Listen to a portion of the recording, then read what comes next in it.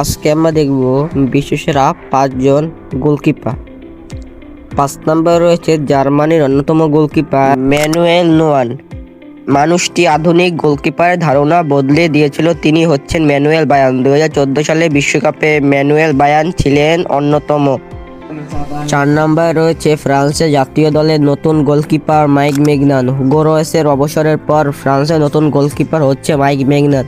2020 সালে অবসরের পর এখন পর্যন্ত 30টি আন্তর্জাতিক ম্যাচ খেলেছেন। 3 নম্বরে রয়েছেন ব্রাজিলের দ্বিতীয় গোলকিপার এডারসন মরোস। ম্যান সিটির এই গোলকিপার শুধু বল বাঁচান না, পাও দিয়ে খেলেন দুর্দান্ত। পেপ গার্দিওলার অধীনে দুর্দান্ত গোলকিপিং প্রতিচ্ছবি দেখ।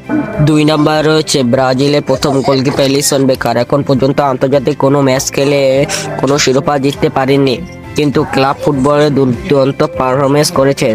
লিভারপুলে একের পর এক শিরোপা এনে দিয়েছেন এলিসন বেকার। 1 নম্বরে রয়েছে সেরা গোলকিপার তালিকায় এমিলিয়ানো মার্টিনেজ। একটি দলকে বিশ্বকাপ এনে দিতে পারে সেটি দেখিয়েছেন এমিলিয়ানো মার্টিনেজ। আজ পর্যন্ত ফুটবলের ইতিহাসে গোলকিপারের সবার পিছনে ফেরে 1 নম্বরে রয়েছেন এমিলিয়ানো মার্টিনেজ।